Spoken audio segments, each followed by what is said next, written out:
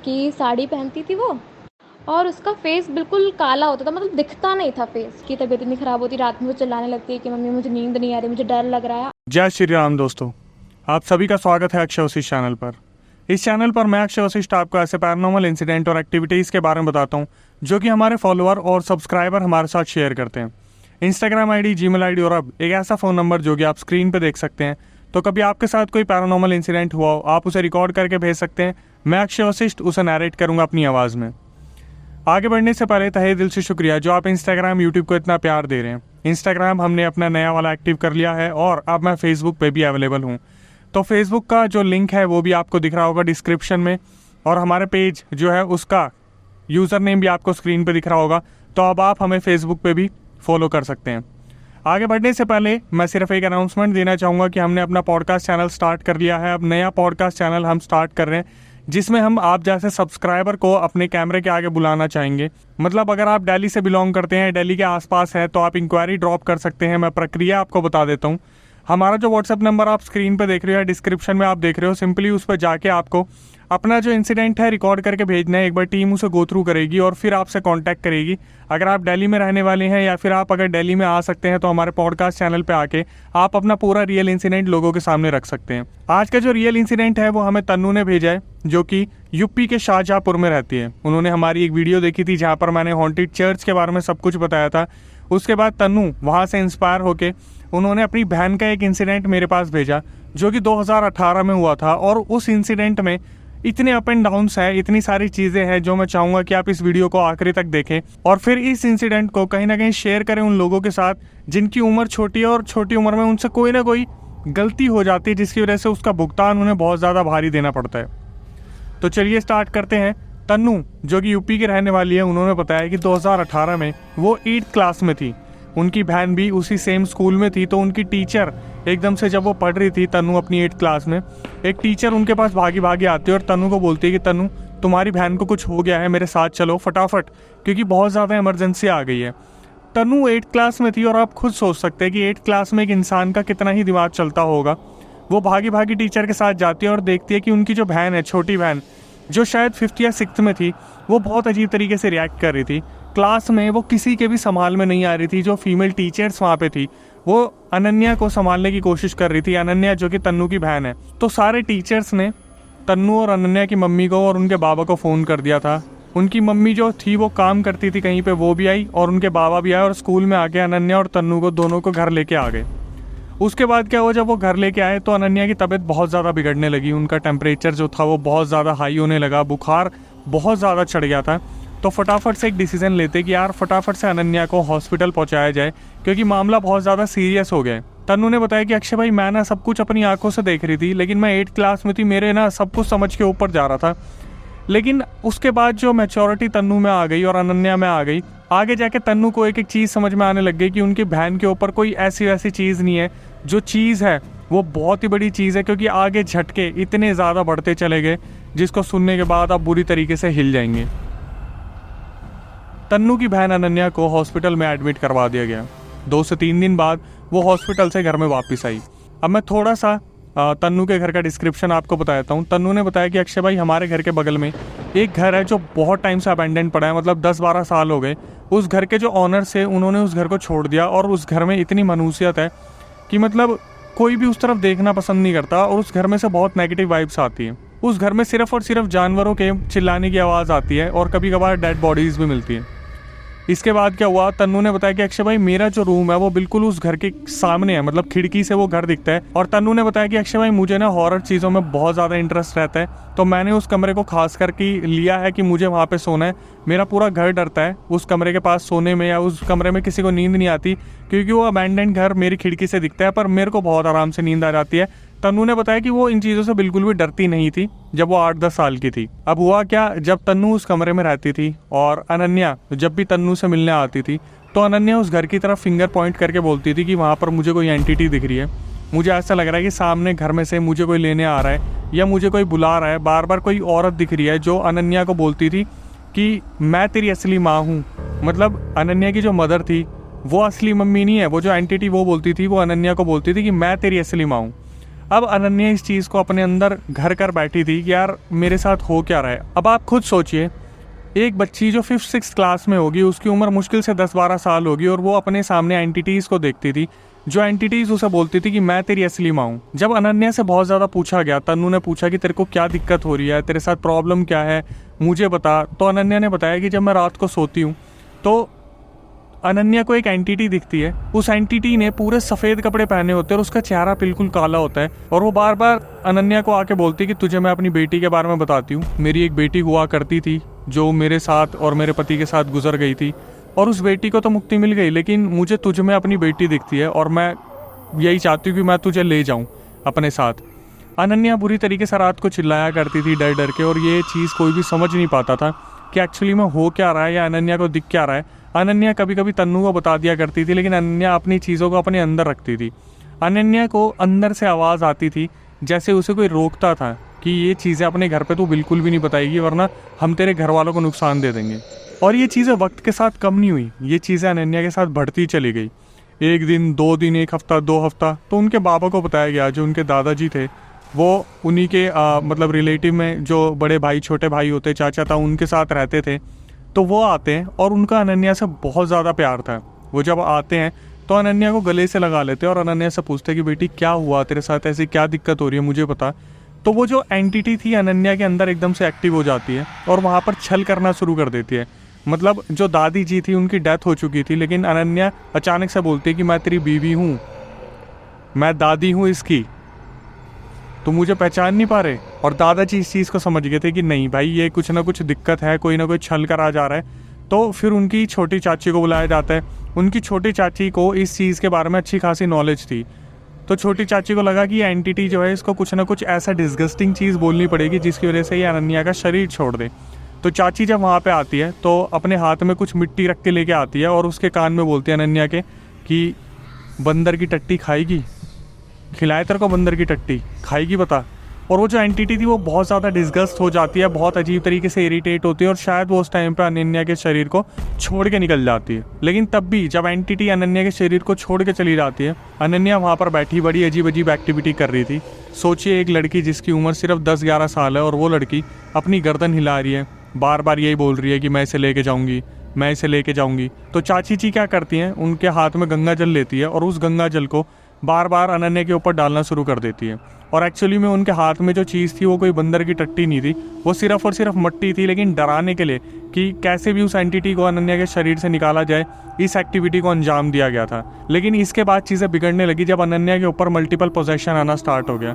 मतलब अनन्या के ऊपर अलग अलग स्पिरिट्स जो है वो धावा बोल देती थी। हर 1.5-2 घंटे में अनन्या के ऊपर अलग स्पिरिट आती थी। कभी वो लड़की की आवाज़ में बात करती, कभी आदमी की आवाज़ में बात करती, कभी बच्चे की आवाज़ में बात करती, और बार बार इसी तरीके से लगा रहता। और घर वाले बहुत बुरी तरीके से परेशान हो गए, क्योंकि इन परिवार वालों को ये नहीं मालूम था कि इसका सॉल्यूशन क्या होगा या किन लोगों को दिखाएं। अभी देखना केसेस कैसे बिगड़ते जाएंगे और कहाँ कहाँ तक पहुँचते जाएंगे। इसके बाद क्या हुआ, किसी ने इन्हें नॉलेज दी कि भाई तुम्हारे घर के पास जो है आगे जाके एक मज़ार है, वहाँ एक मौलाना बैठते हैं और वो मौलाना जो है वो उतारा कर सकते हैं, एक बार उन्हें जाके दिखा लो। लेकिन प्रॉब्लम सबसे बड़ी थी कि अनन्या को उस मज़ार तक ले जाया कैसे जाए या फिर उस जगह तक लेके कैसे जाया जाए, क्योंकि आपने सुना होगा कि जब आप ऐसी एंटिटीज़ को आगे ले जाने की कोशिश करते हो तो वो ड्रामे करना स्टार्ट कर देती हैं। जब उस मज़ार के पास पहुँचने की कोशिश करी गई तो भगवान की दया से बाबा ने उनके सर पे हाथ फेरा, और जो अनन्या थी वो अपने होश में थी, वो अपने बाबा से इतना प्यार करती थी कि उन्होंने चोट नहीं पहुंचाई और वो मज़ार तक पहुंच गई। जब मज़ार में पहुंची तो अनन्या अपने होश में नहीं थी और मौलाना ने वहाँ पर सामने सामने उन्हें बोला कि इसके अंदर मल्टीपल पोजेशन हो रखा है, बहुत सारी एंटिटीज़ है, तो मेरे को घर पे आके देखना पड़ेगा कि किसी ने घर पे कोई सामान तो नहीं रख दिया या घर पे कोई काला जादू तो नहीं कर दिया, जिसकी वजह से अनन्या जो है इन एंटिटीज़ का शिकार हो गई है। तन्नू मज़ार तक गई थी और तन्नू ने सारी चीज़ें खुद देखी थी कि अनन्या कैसे अपना होश खो बैठी है और वो अजीब अजीब सी एक्टिविटीज़ कर रही है। तन्नू ने बताया कि अक्षय भाई, मज़ार में बड़ी अजीब चीज़ें हुई, जैसे अनन्या के सामने एक पानी की बोतल ली गई और एक कागज़ के ऊपर कुछ लिखा गया और उस कागज़ को पानी में डाला गया और वो कागज़ जो पानी में था ऐसे घुल गया जैसे कोई थर्माकोल पेट्रोल डालने पर बिल्कुल गल जाता है। तन्नू ने बोला मैंने ऐसा चमत्कार पहले कभी नहीं देखा था। और हुआ क्या कि जो मौलाना थे उन्होंने कहा था कि जब भी अनन्या के ऊपर कोई दिक्कत आएगी इसे पानी पिला देना, ये ठीक हो जाएगी और कल मैं आपके घर पे आऊँगा। तो ऐसा ही हुआ, अनन्या को कभी भी कोई दिक्कत होती थी तो अनन्या को पानी पिला दिया जाता था सेम डे। अगले दिन मौलाना घर पे आते हैं और अनन्या के पापा को बोलते हैं कि आप एक काम कीजिए, मार्केट से 11 नींबू लेके आइए और एक चाकू लेके आइए और पूरे परिवार को बोल दीजिए आज शाम को जो आपका बरामदा है, जहाँ से ऊपर ओपन एरिया है, वहाँ पर सब बैठेंगे और आज रात जब यहाँ पर पूरा विधि विधान होगी तो उस दौरान कोई भी नहीं हिलेगा। ऐसे ही हुआ, 11 नींबू और एक नया चक्कू लाया गया। शाम को सबको बैठाया गया, जितने भी बच्चे थे, बड़े थे, बहुत बड़ी फैमिली थी, जॉइंट फैमिली। तन्नू ने बताया कि उनके पापा को मिला के 7 भाई और एक बहन थी, तो जितने भी आसपास के लोग थे सबको बुलाया गया घरों पर ताला लगवा के, और आज रात उन्हें यहीं रहना था। तो मौलाना ने क्या करा, एक थाली मंगवाई, थाली में पानी भरा और उस थाली को इस तरीके से रखा कि उसके ऊपर चंद्रमा की रोशनी पूरी तरीके से आए, मतलब उस पर चंद्रमा की परछाई आनी चाहिए, चंद्रमा दिखना चाहिए। फिर 11 नींबू को काटने की प्रक्रिया स्टार्ट हुई। जो मौलाना थे उन्होंने पहला नींबू काटा, कुछ भी नहीं हुआ। दूसरा नींबू काटा, कुछ भी नहीं हुआ। इसके बाद जब सब वहाँ बैठ के देख रहे थे, तीसरा नींबू काटा, उस नींबू में से खून निकला। फिर चौथा, पाँचवा, छठा, सातवां, आठवां, 9वां, 10वां, 11वां नींबू, मतलब जो 9 नींबू काटे गए, शुरू के 2 छोड़ के सब नींबुओं में से निकलना स्टार्ट हुआ। तन्नू ने बोला कि अक्षय भाई, मेरे पापा मेरे सामने उस पन्नी में से नींबू दे रहे थे, मतलब कोई कुछ ऐसा नहीं था जो फेक लगने वाली चीज़ थी। तन्नू ने बताया कि मौलाना जैसे जैसे नींबू काट रहे थे, तीसरे नींबू से लेकर 9वें नींबू तक उसमें से खून की ड्रॉप्स उस थाली में से गिरती रही। उसके बाद क्या हुआ, मौलाना ने उस थाली को उठाया, एक पन्नी में पानी भरा, वो खून भरा पानी जो था, और पापा को बोले कि आपको कहीं चलते पानी में इसे विसर्जित करके आना है, और बस एक ही जो चीज़ है उसका ध्यान रखना है कि आपको पीछे मुड़ के नहीं देखना। उनके पापा निकले और वो अपनी बाइक पे बैठ के उसको पन्नी को लटका के लेके निकले वहाँ से। और जब वो वापस आ रहे थे विसर्जित करके, तो उन्होंने तन्नू की मम्मी को बताया कि मुझे हर तरीके की आवाज़ आई, जैसे कोई पीछे से बोल रहे हैं कि ऐसे कैसे छोड़ के जा रहे हो तुम, हम तुम्हारी बेटी को दोबारा लेने आएंगे, हम तुम्हारी बेटी को छोड़ेंगे नहीं, हम तुम्हारी बेटी को लेके जाएंगे। ये उनके पापा ने ऐसी आवाज़ें पूरी सुनी थी जब वो बाइक पे वापस आए थे। इसके बाद अनन्या की तबीयत बिल्कुल ठीक हो गई। उसके बाद अनन्या के साथ ऐसा कुछ भी नहीं हुआ। साल आ गया 2020, जब कोविड आ रहा था। कोविड के दौरान फिर दोबारा अनन्या की तबीयत एकदम से बिगड़ना शुरू होती है, और अनन्या की तबीयत इतनी ज़्यादा बिगड़ने लगती है कि उन्हें हर 2 दिन के गैप में हॉस्पिटल ले जाना पड़ता है। मतलब 2 दिन घर पे 2 दिन हॉस्पिटल, 2 दिन घर पे 2 दिन हॉस्पिटल। ये चीज़ें 2020 में इनके ऊपर इतनी बुरी तरीके से आई कि इन्होंने कभी सोचा नहीं था कि इतना ज़्यादा इफेक्ट अनन्या और इनके घर पे पड़ने वाला है।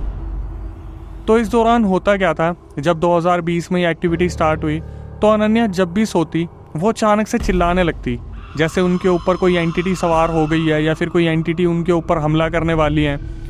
जब ये एक्टिविटीज़ बहुत ज़्यादा रिपीट होने लगी तो मौलाना को दिखाने के लिए गए, तो मौलाना उस टाइम वहाँ पे अवेलेबल नहीं थे मज़ार में, वो किसी काम से बाहर गए थे। तो इन्होंने फिर दोबारा रिलेटिव्स में पूछना शुरू करा, तो एक मंदिर के बारे में पता चला जहाँ पर एक बुज़ुर्ग औरत बैठती थी और उसके अंदर माता आती थी। तो जब अनन्या को उन माता जी के पास लेने गए तो वहाँ तन्नू, उनकी मम्मी, उनके पापा, अनन्या गए। तो माता जी जो थी बुज़ुर्ग औरत, उन्होंने बोला कि बैठिए, और उन्होंने कुछ भी नहीं पूछा, सीधा अनन्या के सर पे हाथ रख दिया। तो माता जी बोलती है जो तुम्हारे घर के सामने वाला घर है, सीढ़ियों के बिल्कुल सामने वाला, वहाँ पर कुछ हुआ था, मैं ध्यान से नहीं देख पा रही हूँ, लेकिन तुम पता करोगे तो तुम्हें पता चल जाएगा। वहाँ पर कोई औरत थी, लड़की थी, जिसने खुद को मार लिया था, और वो तुम्हारी बेटी को रोज़ लेने आती है।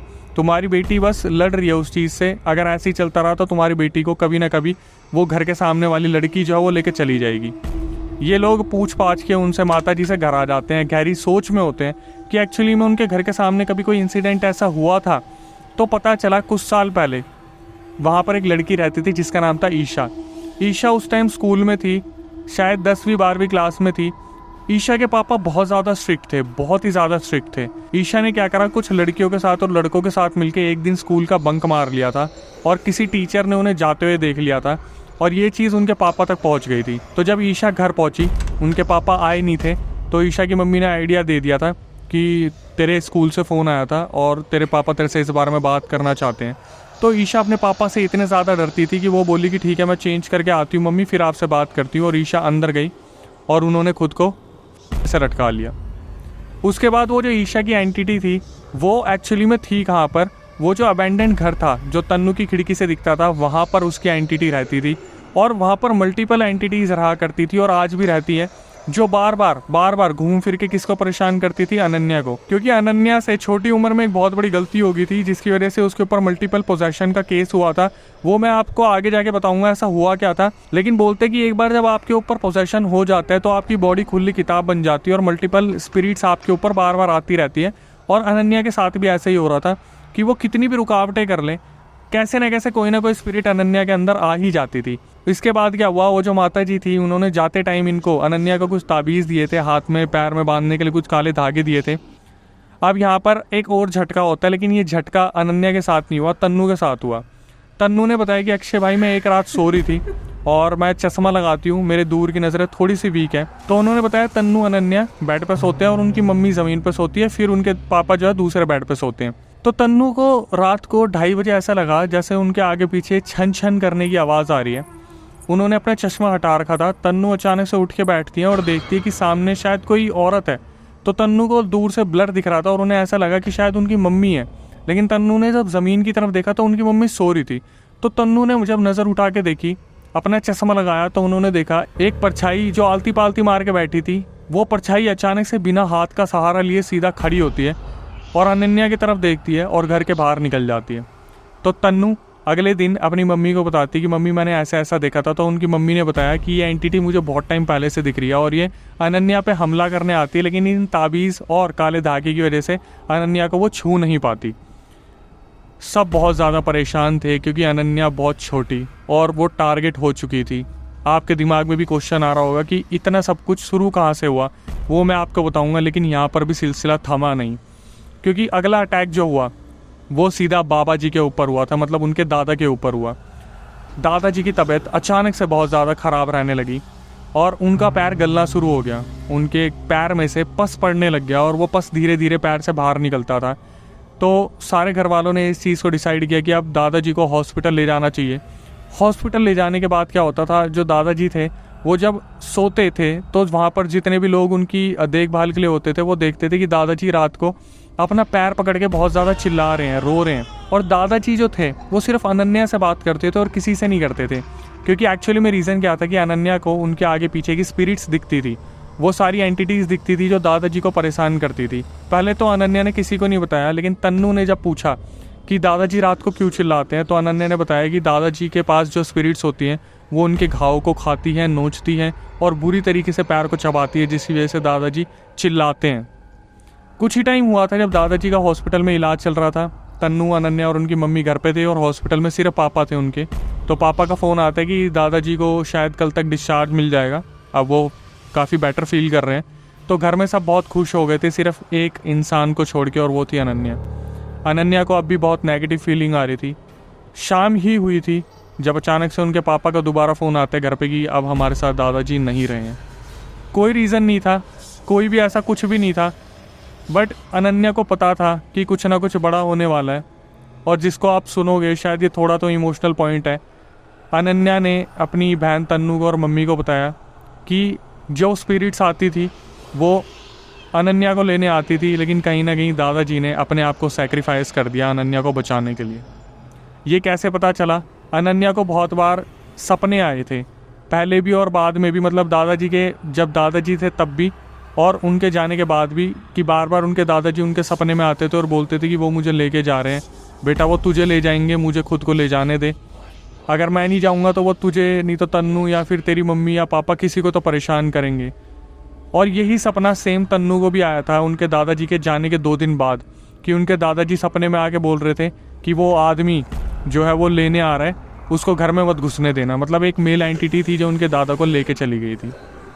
तो उनके दादाजी ने कहीं ना कहीं पूरे परिवार को बचाने के लिए खुद को सैक्रिफाइस कर दिया था। अब आते हैं मेन क्वेश्चन पे कि ये जो अनन्या वाली चीज़ थी ये पूरी की पूरी शुरू कहाँ से हुई थी। बात है 2018 की, जब एक्चुअली में अनन्या 9 या 10 साल की थी। वो अपनी मम्मी और पापा के साथ, तन्नू के साथ किसी शादी को अटेंड करने गई थी। काफ़ी छोटी थी वो, रात का टाइम था, वो बच्चों के साथ खेल रही थी और बच्चे जो थे बहुत शैतान थे, उन्हें नहीं पता था कि घर के पीछे एक कब्रिस्तान है।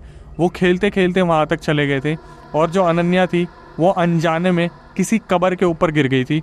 और जब वो कब्र पे गिरी थी तो उनका पैर या हाथ में कोई कट लग गया था, जिसकी वजह से वहाँ पर गिर गया था।